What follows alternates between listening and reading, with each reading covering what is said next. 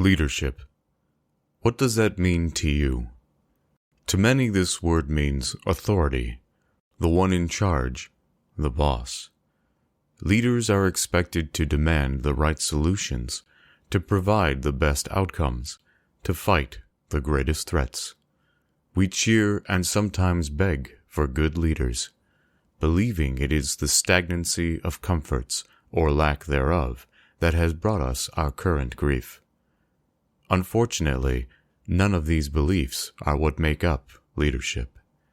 Instead, the aforementioned is a childlike cry for a parent, for someone else to push away the darkness and to do it quickly. These juvenile demands are not shared by all. There is a mature want for leadership, but what does that mean? In the book on leadership, John W. Gardner writes, "When we ask a question countless times and arrive at no answer, it is possible that we are asking the wrong question, or that we have misconceived the terms of the query." Real leadership is like the sail of a boat. It can be guided, it can be improved, and it should be repaired. It moves, not demands, the innovations that can solve our problems. This is not the instruction we receive when we labor, when we work at our lives or at our job. The laborer has been instructed that their leader is part of a hierarchy, that he himself has a leader. This does not make a leader. It makes a manager, and a manager is just another laborer.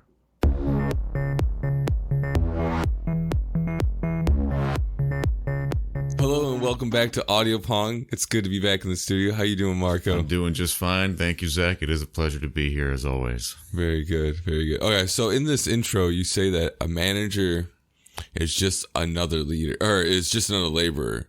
And what do you mean by that? The point I'm making, it's something I want to talk about today as well, is that we often make the definition of leadership synonymous with authority. Mm-hmm. And I don't think that's always a mistake. I do think that we should draw a line between what leadership means, or what a leader is, and authority. And I know that sounds possibly confusing because it's convenient to just give authority to leadership. That is, in a sense, what the purpose of leadership is to find proper authority, I think is a better way to say it, rather than to always be the authority. And so I made the comparison to, working at a job where you take your direction from your manager. Well, your manager isn't really a leader. He's another, or he or she is another laborer. And it's just a hierarchy of authority as opposed to leadership, which I believe true leadership requires more input and direction than just doing what you're told. Yeah, and the more I read about leadership, the more I see them talking about too, is that you can lead from any position. You don't have to be in a leadership position to be a leader, which I think is very important to become into, or to step into a leadership position. You have to have practice in some way, because otherwise you're just going to fall flat, because your first attempt is always going to suck, no matter what it is of anything. So you have to have some practice in leadership in order to be like a manager or something like that.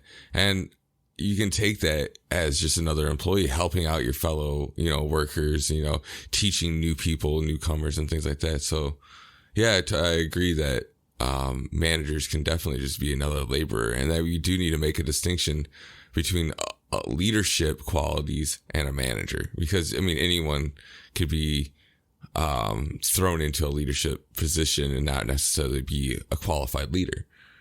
Correct. And I also believe that the reason I also made an analogy to sailing is I thought it was fitting because I read the book, or I am still reading, I should say, the book on leadership by John W. Gardner, who I quoted, and it's an excellent read.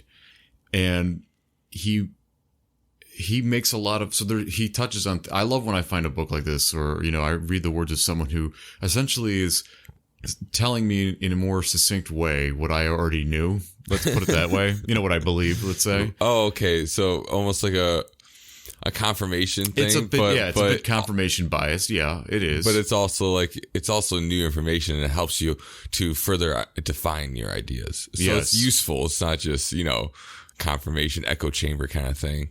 Correct. Yeah. It's I think, confirmation bias sounds like an egotistical or perhaps a negative term, but it's not. It's important to not ratify, but let's use that word. It's important to ratify what you believe to be true, right? And to know that what you're thinking or how you think the world works is how other people think it works.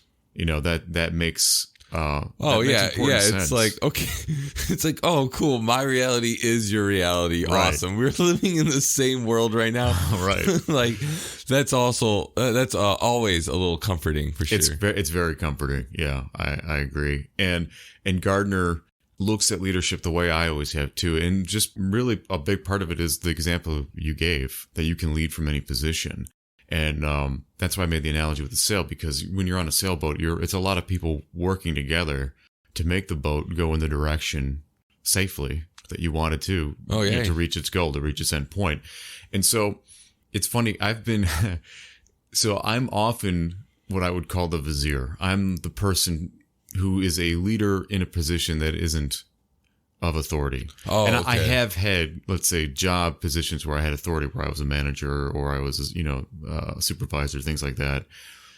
But nothing changed for me other than my responsibility had more attention, or I gave it more attention, if that's possible.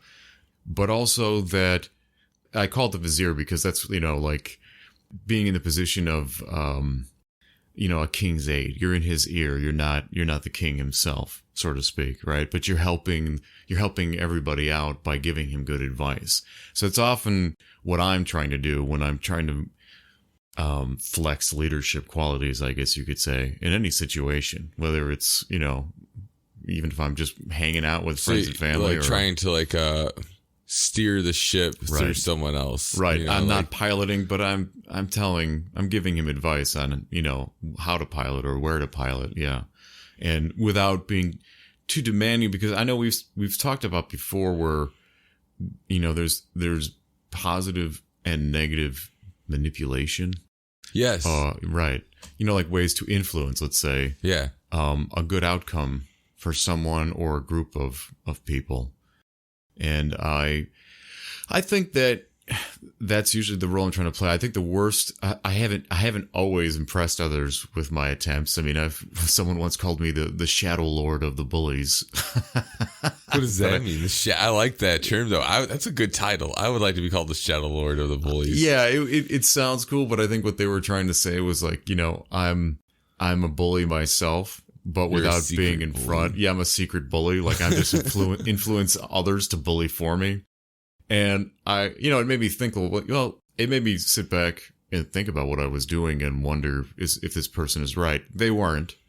They were wrong. Okay. They just either were confused or had some ill intent, that I never bothered to find out more of. But I think that any manipulation that you're practicing is usually with good intentions, and it's not just for yourself, it's for the group or another person. Like you're trying to promote the ultimate good. Like I've never seen you try and manipulate someone into doing something just for you, in a selfish gain. No, I don't. I mean, I don't even think that way, and maybe I'm just lucky, that I'm not that way. I certainly, I don't know if I've practiced being that kind of person. I mean, can you what would you say are leadership qualities that you think even someone who isn't an authority should have? I think you should try and focus on building your other teammates up. Right? Like not just like focusing on yourself, but once you got yourself good, and that you understand your job and you have experience and stuff, that you can start helping other people reach where you are too. Mm-hmm. So like you don't have to be stuck, just focusing on yourself, head in the dirt. You can help these other people rise to your level and maybe past you. I mean, really as they say, all rising tides raise all ships, right? So if something good happens to your teammate, that's also good for you. I like that. Yeah. I've never heard that. Yeah, no, I like that a lot because it makes you feel really good when you don't get the thing you wanted because someone else got it. Yeah. So maybe that's an important point. Yeah. But it's still true. It doesn't make it any less just because it makes you feel better about a situation. No, I agree. And that makes me think of a motto, I guess you could say I have myself, is that I want to celebrate other people's victories. You know, I feel that doesn't happen as often as it should. Maybe I it's just think a lot here, of people just get jelly. You know, they're just like upset and they're like, "Oh, that should be me. They don't deserve this and all this." Yeah. And it's like, well, I mean, I'm sure they worked hard too. The things that the dominoes that fell into place for them just didn't fall in place for you this time. Right. But that doesn't mean that you didn't get better. It doesn't mean that this opportunity for them isn't also a good thing for you because, hey, maybe this position that they're getting, right, and they're going to be in a higher, more influential position. They know that you helped them out before, so they're going to help you out. Like, right. It's just like, it's like this, social tally, right? Like people keep track in their mind, even subconsciously, like that you've done good for them and that they owe you.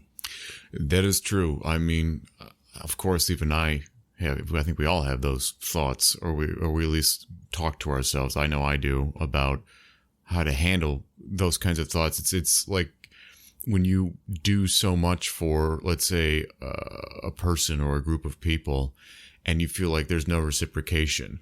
Well, that means that you went in expecting it, right? Yeah, that's it. And not demanding it either, which is a mistake we all make. And I think that's a mistake that gets repeated far too often, is that we, you know, some of us go in and we do a lot for others, and then we get upset when it isn't reciprocated. Well, that's selfish, I think, and that's also a mistake. I think that will ruin your own self-character because you've made a secret demand of others to please you without ever demanding it from them. And it's not, in my opinion, you know, you're not a bully if you demand things from other people, especially if there's an arrangement as simple as that to be made. It's a transaction at that point. It really is, yeah. But going also off of the point of like celebrating other victories, and you know, my belief in whenever I'm a teacher or when I want to be a teacher, my goal, I always feel like a proper teacher, the goal of a proper teacher is to want to be a student again. Right? Okay. Not to just always be telling others how things work or what to do. And so that, because that's where the joy of being good at something is in the learning of it. Right? Yeah, no, I enjoy learning and getting new knowledge. I think I like the end goal of learning. I don't know if I like the process of learning itself. I feel like that's kind of arduous and frustrating. But like the end result is what I'm always searching for, you know, having the knowledge.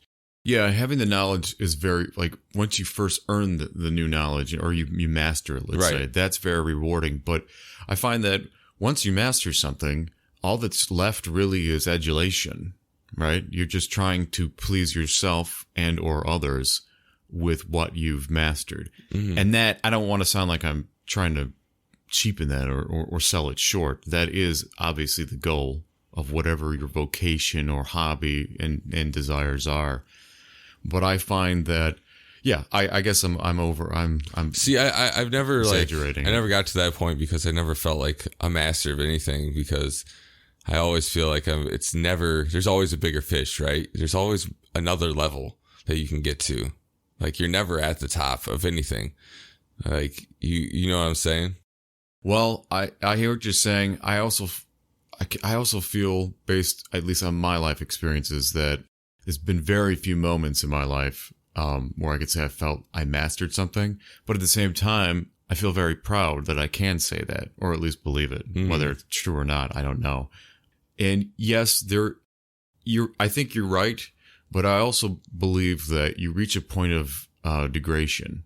Right. Oh, like a bell curve, right? Like the beginning stages is you're learning a lot, and then it starts the learning starts to diminish. Like, you're not learning as much as time goes on because you've already got to like the The better than most point to become an expert, it's going to be longer and harder to get even to that next level. That is true. I think what I'm talking about is just beyond that point, where you run into factors that are uncontrollable, like aging.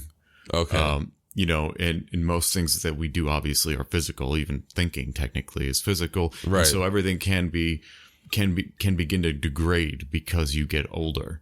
Right. Yeah. And when you're at the top of your game, let's say with whatever it is that you're doing, you are competing. You have to be always competing in order to hold your position, let's say. Right? Yeah, for sure. So it's a matter of time before someone younger comes along and does it better. Right. So that's where, but I think that moment when that degradation first hits, that should be, in my mind, I look at that as the first warning bell of applying good leadership, because now it is a chance to improve yourself as a teacher, and being a good teacher is, to me, an element of good leadership. I think that's maybe the most important one, if not right at the top. Yeah, I think being a teacher is a way of leading others. And like you're saying, it also helps you learn yourself, because I've noticed whenever I'm teaching someone, it's like I'm refreshing myself on the basics, right? And then I'm teaching myself the intermediate again, and I'm teaching myself as well, like, because I have to rethink and re-solidify because like when you're, let's say, horse riding, right? I was just gonna say, yeah. When you get to a certain level, you're not really thinking about your basics anymore. You just kind of do it. So it's not like there's no articulation in your mind about it. There's no like formal thinking. You just kind of like, all right, I do my checklist, is my body in proper position? Yes. Okay, good. And that's pretty much, you just do that automatically. But what is the proper position, right? Like when you're trying to teach this to someone, you're like, all right, you got to have your heels down, toes in, make sure you're not squeezing too hard and holding on for dear life with your legs, because that's just going to make the horse go and make him uncomfortable. Like when you're saying all these things to a new person, you're also refreshing yourself, and it makes you a better rider. It just does, because you're solidifying it again. Just taking moments like that, I found helped me quite a bit, are really rewarding to just when I'm alone. And I learned it. Let's say I learned it better when I was writing, because it just stopping myself like in the middle of the arena, and no one's paying attention to me, and I'm just paying attention to what I'm doing. And then I break down, or I don't break down, but I break my mind down back to the basics, and sort of just do a checklist of what's going on with me. And I almost always found at least a little bit of error. And that was good. I felt very healthy. It helped me relax in the future. I could just relax easier into these very basic things, these fundamentals. Yeah. Right. And I think that's true. I wish everybody could either have a military experience or a horse riding experience.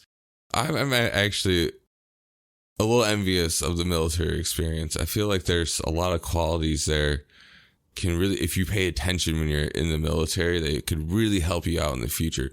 Like look at like people like Jocko Willing, who have like made a whole career out of like, outside of the military, but his military experience is a big part of his personality and his qualities. It's his foundation for sure. Yeah. So, and he's created so much for himself out of it. Remind us who Jocko Willing is. So Jocko Willing is, he was a Navy SEAL. I think he did like special forces and stuff like that. I'm not sure exactly what his exact background is.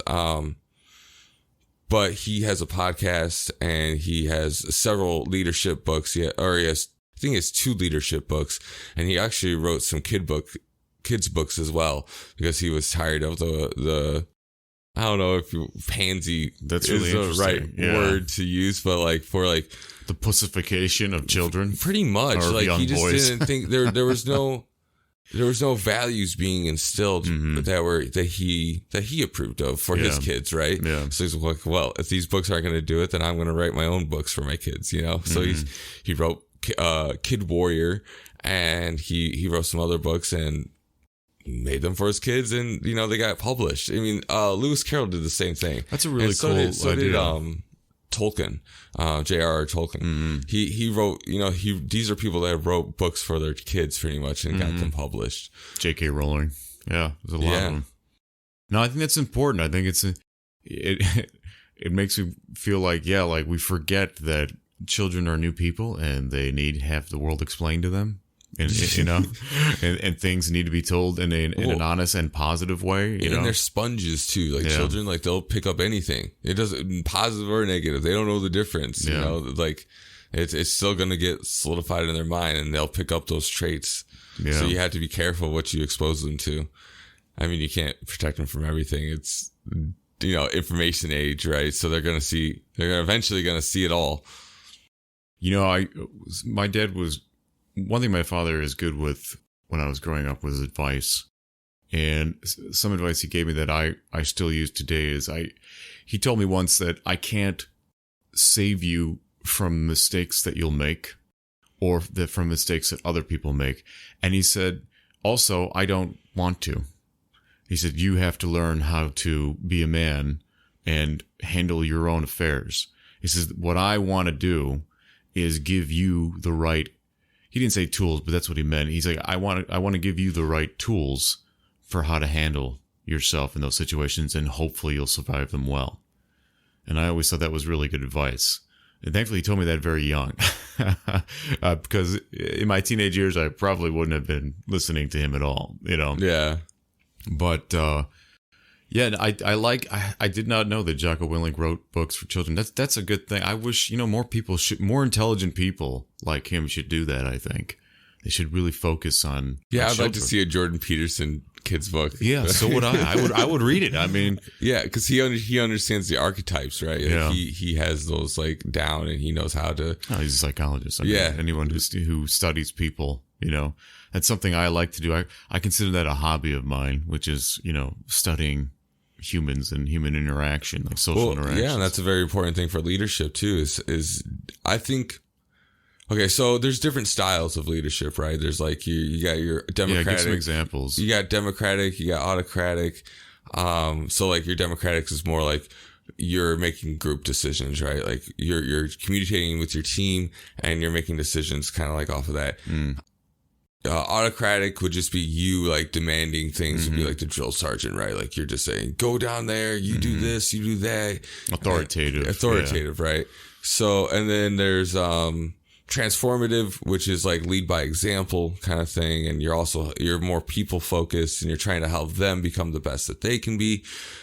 And then there's the laissez-faire, which is kind of like where you have these broad suggestions of what to do. There's deadlines are a thing, but they're flexible.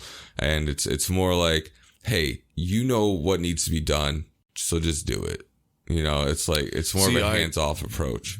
Yeah, I broke it down to the first three that you mentioned, and they can be described in other words, but you used much better terms than what I was going to say. The fourth point, the laissez-faire point that you made, I really think that that's just a weaker version of the democratic. It's just a weaker legislative approach to leadership. It's just more of a pullback. Yeah, because I feel like the first three you mentioned, that's really the graph, the sphere, let's say, the triangle that you can be pulled into if you were like stats in a video game, let's say, So what kind of leader do you think you are? I mean, because I thought about it myself. I know, same. And I think that it depends on who you're leading, really, because all people are different. Yeah, it's like when you're teaching too. You can't just lead one way. You can't just teach one way. Right. At least in my opinion, I think that a good teacher will change the way he teaches or she teaches to their student, and a good student will try and learn the way their teacher teaches. So somewhere in the middle, they'll meet, right? Because I mean, you can't completely change the way you teach or completely change the way you learn. Like it's just not gonna. If we could do that, then we would all learn one way, right? Right. Or we'd all teach one way. So I think my default though would be, I don't know. I guess I'll just describe it, and you can tell me what category it fits into. I'll prescribe. I like the Jocko Willink's approach, where everything is happening. You take a step back and you just kind of watch for a couple seconds, and then you kind of then you can make your call, right? Like you have to take that breath. You have to remove yourself from a dramatic situation in order to think clearly. So I'll do that. I'll kind of take a step back. What do I need to do? Where am I best served? Because if I'm not in a leadership position, I'm not just going to overstep. And, if the leader's already leading, then I don't need to do anything. All right, cool. He's doing it. But if not, then I'll help direct. I'll help tell all right, we need to get this done and that needs to get done over there. So you guys do that. We'll do this. And I also think, leading by example is a very big deal too. I think you need to be in the trenches with your people, and you need to actually be doing the work that you're telling them to do. Cause how else are you going to get respect? If you're not doing the work, then why would they respect you? And if you haven't proven yourself to them, they still, no matter how new they are, if they're new, old, they need to see that you're doing this, because even if doesn't matter how much work you've put in the past, a new guy who's just come on board doesn't know that. Yeah. So you still have to be actively doing things. You can't just take this I am now the king and I will take the first bite of every meal and I will just sit on my throne and, relax. Mm-hmm. I don't think that's an option. No, I agree. I also feel that it works against you when you don't have the people you're responsible for, say, on a team, respecting you, at least respecting your position. I think that's an important distinction to make as well, is that the position or the authority or the responsibilities that you have as a leader, that needs to be respected first by those who are learning, let's say, how to use that leadership, how to benefit from it. And so that everybody can get the job. If it's just a job, can get the job done, no matter how complicated it is. I think that's your fundamentals of of anything, really. Yeah. And then another thing is, if people are already doing the job, you don't really need to tell them what to do because they're already doing it. Yeah. You don't need to hover on them and keep, giving commands if they're already doing what they need to do. So I think it's very, very okay to sit back and let things happen if they're happening. You don't need to meddle in everything. You don't need to, what they say, micromanage, right? Right. I think that is actually worse. Micromanaging is worse than not leading by example. Well, especially for someone who is very self-motivated like you. I would never micromanage you. Right. I would never tell you what to do every hour. Right. You know what you need to do. I would take a very hands-off approach with you. I would be personable with you, and I would establish a relationship, because I think that's important too, to establish relationships with your team members. Yeah. You know everything you need to do, and you're doing it, and you're doing it efficiently, and you're doing it without being told what to do. You're always on your next task. All you should be looking for is mistakes. What if there is error? And then, I think you need to catch people doing good too. But I know what you're saying. No, but that is your first responsibility, let's say, right? That's anytime I've had to, so the whole idea of taking a breath and stepping back, I had to learn that. I had to teach myself that, because what I was susceptible to, I thought about this the other night, was what are my weaknesses in leadership? And in other words, and that turned into a question, it changed the question in my mind into, what am I susceptible to do? Or to, rather, where is my guard dropped, right? And I realized that for me, my guard is dropped by, I don't know what to call them, plane crashers, let's call them. Basically, people who act like everything's an emergency, they're in a plane crash, right? And so they over exaggerate, or they have no gauge for the violence of their everything is the worst problem. Everything is a fire. Yeah. Just instant. Doesn't matter how, important or not important it is. And so I found that I was susceptible to that because I grew up. Part of it was because my childhood and the way I was raised was that everything is an emergency, right? You got to get things done right away. There's no half-ass work. There's prioritize and execute. And you've got to learn to micromanage. You've got to learn to spread yourself out. You can't, my mother is a king of micromanaging, but that comes at a cost. That really rattles the brain, and it works against you, I would say, in terms of being able to focus on a single. I think you need to be able to build your team to where they can survive without you, because you're not always going to be there. They need to be able to make decisions when you're not there. Right. And you don't. And so that's what I realized my weakness is. And so that's why I had to teach myself how to take a step back, as you said. Mm-hmm. So if somebody runs up to me, Oh, unless I can assess the problem right away, of course, right? Maybe sometimes taking a step back is an instant thing, right? It's a half second. Right. Yeah, exactly. It doesn't have to be like a day event, or I zone out for 10 minutes and then come back. No, you literally just need to take a couple deep breaths, or one deep breath even, and just like look at what's happening, think about what needs to be done, and do it. Right. Because otherwise I find that just knee-jerk reactions allow you to be manipulated too by people who want something from you right away, right? And I think that's important too. The power of saying no to yourself and to others is, I think, a lesson that we should all learn. First, we should learn to say no before we learn to say yes, because we're born saying yes. Yeah. Right? We say yes for the first third of our life. To everybody, not, you know what I mean? I mean, there's rebels amongst us, right? And we all have our phases and periods of testing no. Let's call it the power of no. Mm-hmm. But I think that saying no is really, really, really important. I think more people fail at that than they do at saying yes. So how do you know? Do you just need to find what your own limits are, and then just go right above to those limits? Go like right there. So because you always want to be improving, right? And you always want to be taking tasks that are going to promote you and your team. So do you want to like take on just enough so that you're being able to grow? Is that like what you're saying? Or are you and not overextending pretty much? I would say, I'm trying to think of a good analogy, but my mentality has always been to be not greedy, but to have a goal. Okay. If you have a goal, let's say you have 3 goals, okay? You have your top goal, your first goal is, or the goal at the top is the biggest goal, mm-hmm. right? That's the one you need, that everybody should want, and that you need help getting to, okay? Then below that is, let's say, your middle goal. Now, your middle goal is really more of a leadership goal, a team goal, right? That's your bar. Because you want everyone to get to the middle goal, whatever it is. And then the bottom goal, the first goal, is really just logistics. That's making sure that you aren't taking off too much yourself, but you are keeping ahead. So when I say don't be greedy, I mean that, yes, we're growing, but we're steady. Because you always have, like going back to horse riding, you have to have your basics, your aids, right? Mm-hmm. Your fundamentals have to always be there.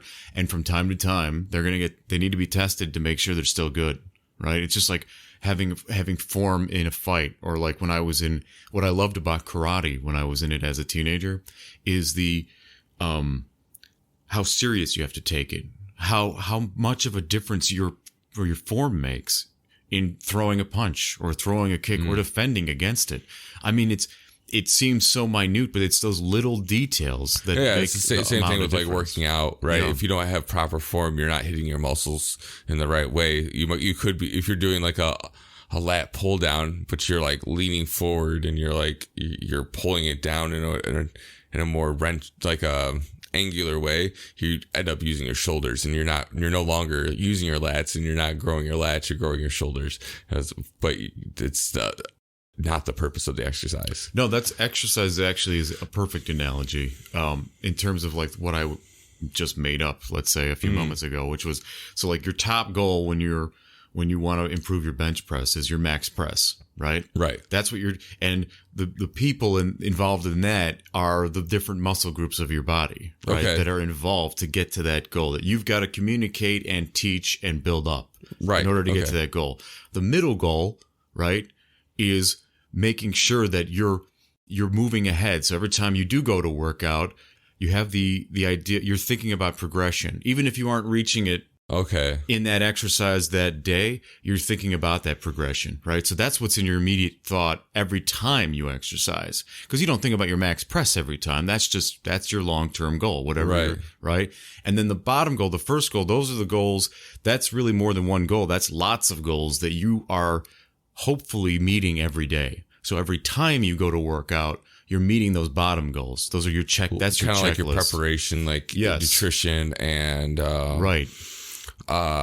getting enough sleep, correct, going into the gym with the right mentality, not absolutely things like that. Okay. All those things fall into the bottom goal. So that way, if you apply that to this, that's what I do. I apply this idea to like just about everything, because that way I can tell, this way you can gauge where the failure is. Mm-hmm. Right? Because if you're failing in your bottom goals, the goals that you should be meeting, that you're trying to hit daily, right? Then it's a pyramid effect in reverse, right? Or just in general, you can't everything go up. falls apart. You can't scale up. You can't go up. Yeah. So I think establishing that into every person you work with, whether you're in charge or not, is important. I know for certain there's been many times in my life where I inspired lazy people to work. I'll give you an example. I worked with a gentleman when I worked with many guys, so I won't name who this is, but I worked with many guys when I was a machinist, right? And when I first went to go work with this particular gentleman, other coworkers warned me, and I didn't even know them or the guy, but they were friendly, they thought, and they were trying to give me advice, be careful with this guy, don't trust him, he's lazy, all he wants to do is talk, yada, yada, yada, yada. So anytime I get warned about someone I don't know, I'm always on my guard, and my first thoughts are, thank you, I'll find out. I'll find out on my own. I don't need to go true, in. Mark. You totally do find out on your own. Yeah. You will take the advice with a grain of salt, right. And kind of like listen to it, and take it in, and then you'll just go find out for yourself. You definitely do self-testing. I do. I never take anything really at face value. Yeah. And sometimes I can work against you, but not always. Most of the time I find it's useful. Yeah, no, for sure. Because you have to form your own personal opinion, for sure. I think you should. That's important. You need to, because you can't just walk around carrying other people's beliefs automatically, because now they're controlling you. They've infiltrated your mind.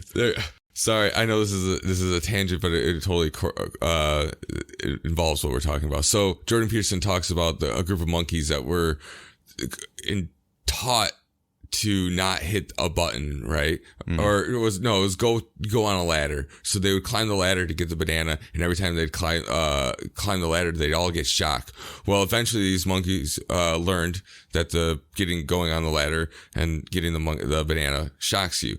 So what they started doing was they would beat monkeys that would go on, try and get on the ladder to get to the banana that were like new. And then eventually they replaced the other monkeys. The other monkeys would beat to stop that monkey from getting up on the ladder and getting the banana, because they didn't want to get shocked, and because they learned, right, that's what happens. But eventually they would pull all these monkeys away, and slowly they would all be new monkeys that have never been shocked. But they have culturally learned that going on the ladder and getting the banana will shock them, or not necessarily will shock them, but they learned the threat. But they learned to stop any other monkey from going up there and beat that monkey. So, like what you were saying, that was the point that I wanted to make, was that I went to go work with the person I mentioned, and I was diligent. I learned. Any praise I got early, I didn't flaunt it in any way, because that's also a mistake, I think, to do. And what happened? I started working with this person alone.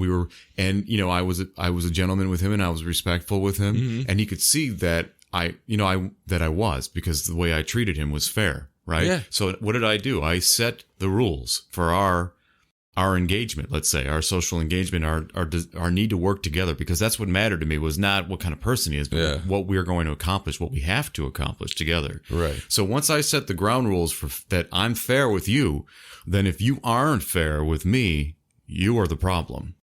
And most people don't want to be a problem, right? Right. They want to be accepted. So in that way, what happened? He and I worked great together, and we had one of the best operating cells in the building, like where the machines that we ran. And I didn't do most of the work. You know what I mean? It wasn't because I was picking up slack. He worked very hard, and he worked well next to me. And we were able eventually to have fun conversation and to be silly, but still accomplish our goals, our jobs. So that was one example, but maybe that's not a great example, but there were definitely other times where I think that is a very good example. What you're saying is like not just taking in what other people say as face value and self-testing and making, because you can establish a whole new relationship with this guy. Right. And you could for better or worse term, manipulate him into doing work. I mean, that's what you did. Yeah. I mean, that's not a bad thing. Because what I heard from Jocko was that there's the difference between manipulation being negative or positive is that negative, just like straight manipulation, what he says, is a benefit for the self. Leadership is benefit for you and the team. Right. So to me, that is just manipulation, but he's just like defining leadership with the word manipulation pretty much, but like the benefit for the group. One of my favorite things that he said on his podcast, when he was asked about what it was like to deal with, team members, especially like in military training, they have a real problem with authority or listening, right? Because we all know there's people like that. Maybe we've been that way ourselves. Oh, I don't get along with a lot of authority. So what he said was, again, it made me think of horse riding.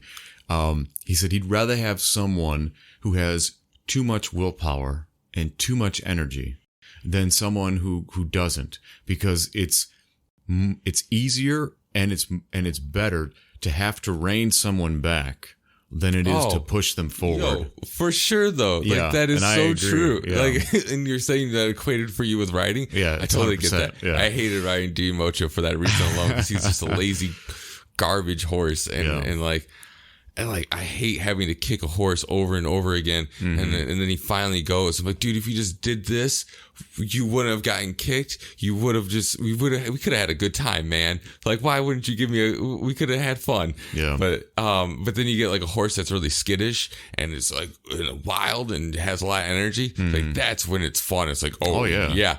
Cause then it feels you feel accomplished when you get that horse calmed down too.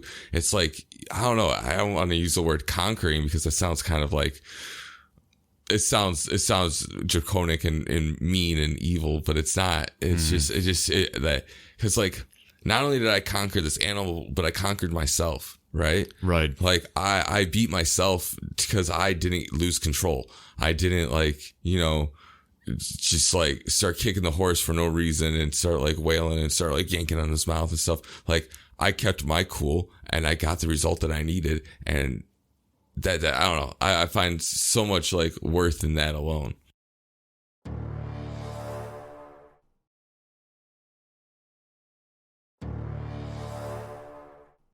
So John Maxwell, he used to be a reverend, and he became like the top like 10 churches like for numbers when he was like 28. And this is like 10. You mean in terms of members? Oh yeah, members of his church, right? So he's like one of the biggest churches. He became like now he's like doing like leadership courses and things like that. And I don't know, I don't think he still preaches, but he's, it's still in his blood, he says that everything thrives on good leadership. That you need to have, in order to thrive, you need to have a good leader. And part of that is self-evaluation. And he says one of the things he would do with his kids is like, after every experience, he would ask them, what did you love? And what did you learn? So, and in that, like, he pretty much taught his kids how to self-evaluate, how to evaluate situations that and experiences they've had, because after like, they were both like, after they were 10, after 10 years of this, they would just tell them what they loved and what they learned. So what are some experiences that you've had that you self-evaluated on and like, kind of like been critical about? Well, I guess when it comes to leadership, the cheap answer is that I always do that. And sometimes I get lost in critical self-evaluation. So it comes naturally for me to do that all the time. So instead what I focus on is how to not let it paralyze me. But that said, I think I've had there's so many good there's so many stories I could tell, but one that comes to mind first was when I worked in road construction as an inspector. There was a large job, and now to give you some reference, I had been doing like road inspection for about a year, So I was new at it. I didn't go to civil engineering school. I had to learn how to read these complicated, architectural designs and things like that, and plan books on my own. And I started as a surveyor. So anyway, a big job came up where lots of different crews need to be put together by the Illinois Department of Transportation, IDOT. And the job was to change all the truss, many signs on trusses and some trusses along the different highways of northern Illinois. And because they were updating the cost of the toll. So it's actually a big undertaking because each team had to have what they call these attenuators, these long anti-vehicle trucks to sort of redirect traffic, because you have what they call a moving closure. So you have like a pocket, an island of trucks and cars and people moving through the highway, live while all the other commuters are there. And you have to move down the entire length of the highway. And, many of these highways are tens of miles long, right? Yeah. They're very long. So I had no idea that they were going to pick me to lead one of these crews. I had never, I had caught big mistakes and done important things, but I'd never been in charge of all these people that knew the job better than I did. They worked on the highway. They worked in IDOT, most of them, like all their lives. And one of them was in his 60s, and he was supposed to be my partner, right? And if anything, he should have been teaching me and helping me out. Well, he was useless for the most part. And I found that I learned so much that night. And that was a 24-hour straight shift. That's the longest shift I've ever had to do, in my life. And especially with construction, that was long hours anyway. But it was on New Year's Eve, and we had 2 car accidents because at one point I had to split up our crew into 2 different crews because there were all these problems that couldn't be accounted for, that were coming up on the job, and you have a schedule, you have to get things done. Right.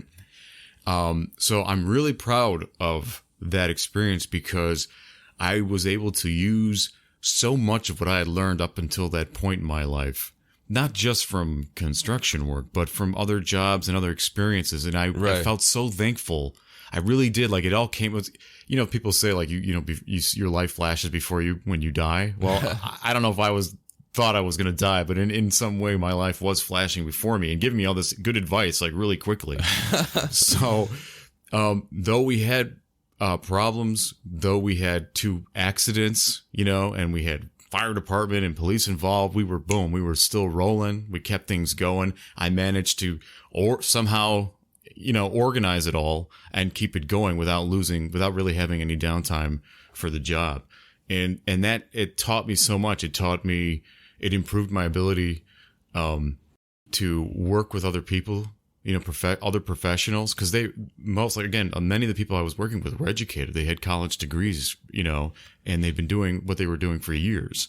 And, I was an inspector. I went from a surveyor to an inspector. Was it that people thought that you were right for the job, or was it more in that these other people just weren't right for it, or were they trying to give you a chance to move up? I want to believe they were giving me a chance to move up. I had a lot of praise from resident engineers that I had worked with. I had a lot of praise from my own company that I was working with at the time. I had praise from, I won't name her, but she was a really nice lady. She was an engineer who worked for IDOT directly. She was one of their top engineers in the state, like of the top 3 civil engineers in the state. Wow. And she told me once that, because I was worried about going on furlough for the winter. And she overheard me, and she said, "Mark, you will never need to look for a job. If you ever need work, just come find me." It's like, okay, thanks for the golden ticket. Right. I never cashed it in, but that's another story. But so I want to believe it was that they believed I could handle it, mm-hmm. and I didn't know I could. I think that uncertainty. Again, I feel like I'm just lucky that I'm that way. I don't, how much of how I am isn't always practiced. Yeah. You hit on a couple points there. So most recent one is like that you didn't realize you were ready for it. Yeah. Have you ever had that imposter syndrome feeling then? Yes. So imposter syndrome is a real thing, of course, and it's a real.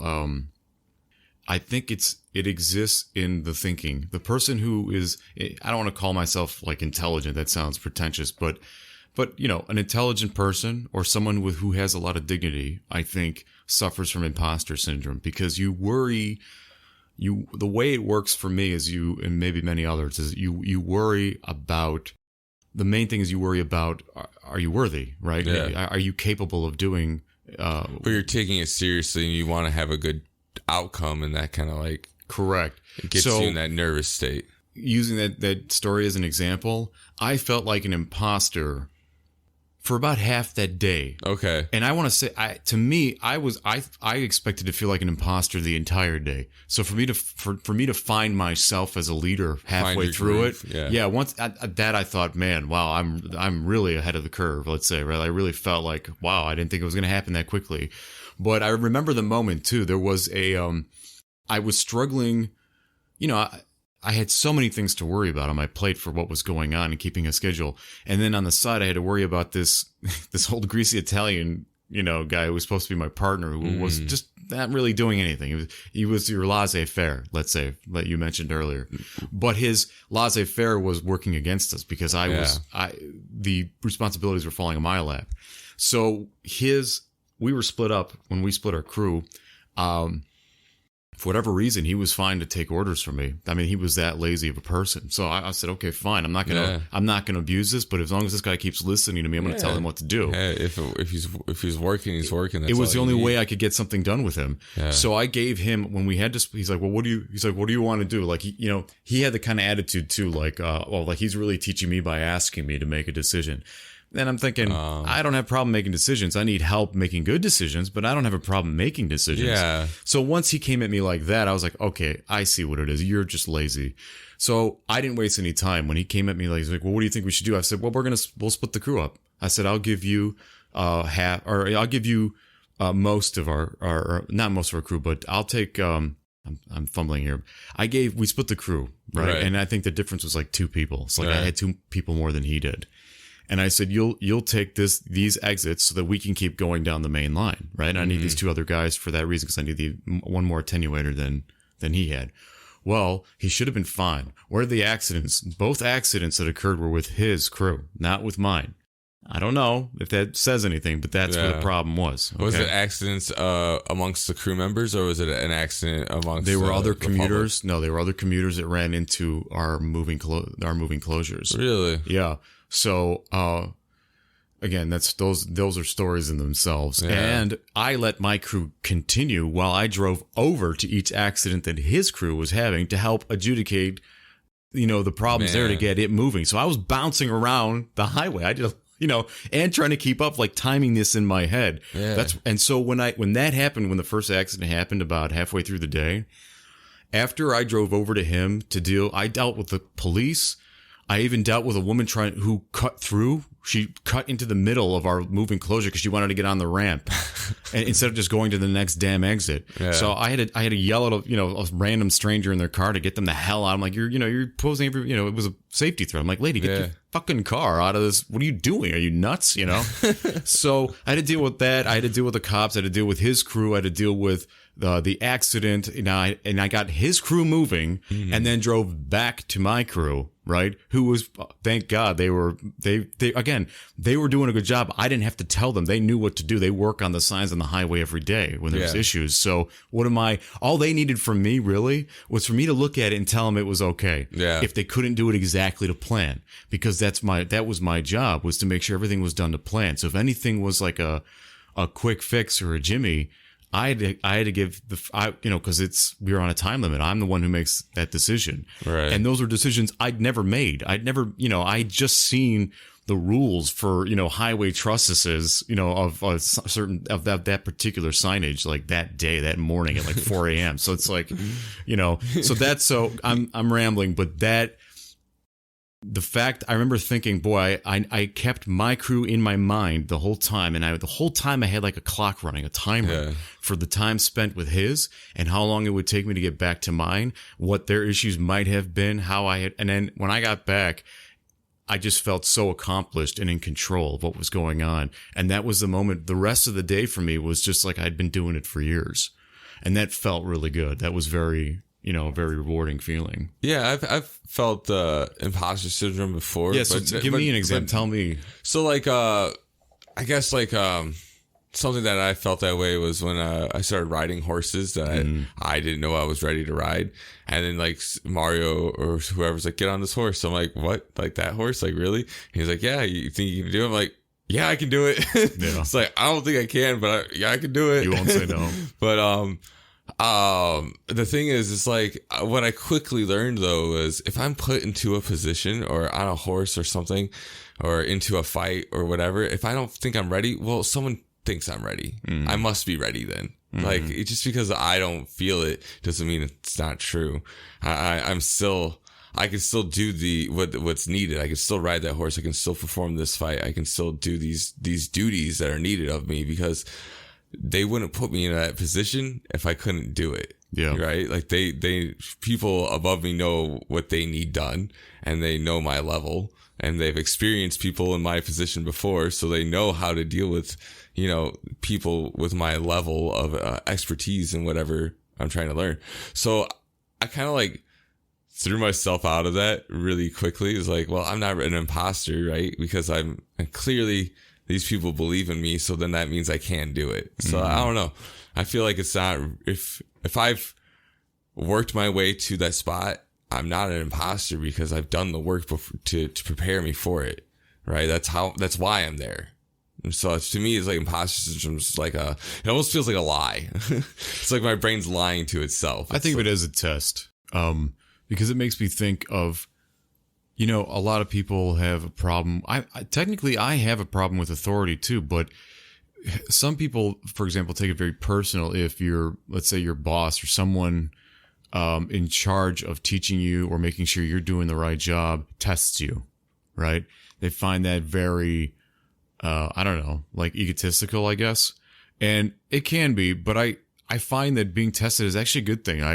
I find myself testing other people, even when I'm not in any way, in charge of what they're doing. I just have to work with them, or I'm near them, or I just care about what they're doing. Yeah, you got to know where you stand with them and where they stand, right? You got to know what they're capable of and what they can handle and what they can't. And the only way to do that is to either actually test them or to wait for an event to test them and observe how they react. Right. Yeah. I think the wrong way to do it is like the example I gave of the old Italian guy to just be presumptuous, to just sort of like, pretend like you're a kung fu master asking a student like, how is it done? Or what would you do? Or why do you think this? Without having, like you said, established knowing anything about what my abilities are or what I lack or what I'm good at, Yeah. So then it definitely is.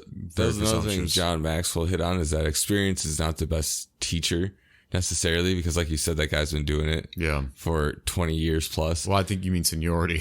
Well, seniority, but experience is a good teacher. Yeah, but it can be, but what's more important is self-reflection. Yeah. Is to reflect on those instances, which is like what we were talking about with like, what did you love and what did you learn? So you need to reflect on what you did in that day in order to learn from that day's experiences. Right. At the times that I've had to deal with lazy people, at work is, what I've done is like, some people just like to talk, right? They don't really, they'll do work, but they just want to talk to someone. They're lonely and bored and like they need something to occupy their mind. So if you can get them sometimes like to do work while talking, which is what I did with this one guy. He just like, if you let him, he'd just stand there and talk to you. But if you asked him to like wipe down lances, like, and they're like, hey man, let's go wipe down these lances real quick. And you're like, yeah, dude, let's go do that. Like they do look pretty dirty. So like we go wipe them down and then like, but he'd be talking the whole time, which is fine. Like I get that, but he's doing the work that needs to be done. So I do like things like that. Getting people to do things that in the way that they think it's their idea as well. Yeah. So I used an old trick at medieval times when I was working with, let's just, again, I won't name them. They're just two individuals that didn't get along and weren't good workers. And I was often with them backstage. So a lot of times they'd be screwing off and not actually accomplishing anything when there were things to get done. So what I would do is, because here's what my old trick is. We can all think of moments where, let's say a manager or boss shows up and says, well, what's going on around here? Why isn't everybody working? How come you're not doing this? And just right away starts barking, right? Yeah. I find that, that will get people moving and working, but they aren't motivated yet. So what they're doing is still very lazy, and the quality is most likely like subpar. So rather than be the barker, what I have found works very often is move into the space where these people are and start doing the jobs that needs to be done, and do it somewhat aggressively and silently, because usually people who are lazy are talking, right? When they're wasting time, they're talking with other coworkers or doing whatever. And so you will get noticed, right? These people aren't blind. They're going to notice that you're working and they aren't. Right. And I think even a lazy person, even the laziest person, usually has some amount of dignity, right? No one wants to feel like they're the problem or that they're the bitch. If you want to call it that way. Right. And that's essentially what I'm doing when I that form of manipulation is I'm trying to make that lazy person feel like a bitch, like they, we're over here working, and now that'll often be my response, because sometimes, like in that case, they would be like, oh, look at Marco go, look at he's really working hard, and I'll say something like, yeah, I'm here to work, not play around. Yeah, that's all I'll say. I didn't bark at them. I didn't directly tell them that they need to get moving. Yeah, but you made them feel real shitty. Exactly. I made them feel shitty. And that now they're motivated to actually do something. Yeah. Now they may break down again like a lame, like a Diamocho, and they will. They will. But you've got to be, sometimes you're the rock. You've got to be steady. I think that's a part of leadership. Yeah. Yeah. I think that's a good part of it. That's something I learned in college, was that like a village elder would start to sweep or something like that. Yeah. And then someone would take the broom from them. It's like, no, that's not for you to do. Exactly. I'll take care of it. Exactly. It's like that's what. That can motivate a whole village. That one man picking up a broom, it's a domino effect, right? It can motivate everyone in the village then to start working. Yeah, and that's part what of I do. And that's part of leading by example as well. It's like people will see that you're doing it. It's like, oh, I need to do this. Like that either he shouldn't be doing it, or I need to be doing it with him, right? Yeah. Depending on how much, what position you're in, and stuff like that. But so can you let's hear a story from you about what you loved and what you learned. Oh, it can even be recent, because I know you're in a managerial position now. Well, not yet. Well, even if it's not work related, can you think of a moment in your life where that stands out in your head, in your mind? So just getting people to like think things are like their idea. To like, I had a roommate before who was really bad about like cleaning up after themselves. So if I could get him to like think that we should clean on a certain day, it's like without saying it, without like saying like we need to clean this room, but like getting him to say that like, yeah, we should probably clean this room up. It's like getting things like that is something I learned from like people that were just lazy and didn't really want to do things. Like getting them to think that it's their idea to be active, like that really helps. And I like that, that's what I like, that ability to get into the psychology of people's like way that they're thinking, and getting to learn them and how to lead them and into getting goals accomplished. Well, I think there's, the nice thing about life is that, there's always an opportunity for something new to come along and, totally test you, as far as your leadership qualities are concerned. And I'm always kind of looking forward to it, even though I find it, I'm always, there's always the element of fear or anxiety that goes along with it. But that was another thing I've practiced in my life. It's somewhere in my late 20s, I began teaching myself to get excited when I feel fear rather than run from it. Mm-hmm. Not that I was always running from it, but I felt like I was. So the idea, just that convincing, that negative, reinforcement was not useful. Get psyched up, not psyched out. Right, exactly. Yeah. So that has helped me a lot, definitely, through the years. And, it's what I'm always going to apply when whatever is next in the next chapter of my life. Very good. Well, I think that's all we got for today. Unless there's any other points you want to hit on. No, just go out there, be good leaders, make good decisions. Yeah, I mean, as long as you're constantly working on yourself and you're getting better, people will notice, and you can lead by example just by working on yourself. That's all that it takes. If you like what you're hearing, or even if you don't, that also helps.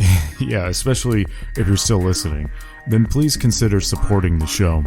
We're working hard on our passion to create quality content, and we want to bring you much more. Indeed, we've got big plans for what we want to add to Audio Pong, and we'd also love to hear from you, the audience, on topics or content Zach and I can create for you. Visit Audio Pong on redcircle.com for more information on where to support the show and where to listen. Also, feel free to contact us directly through email with audiopong@gmail.com. Be happy, be healthy, and have a metal life.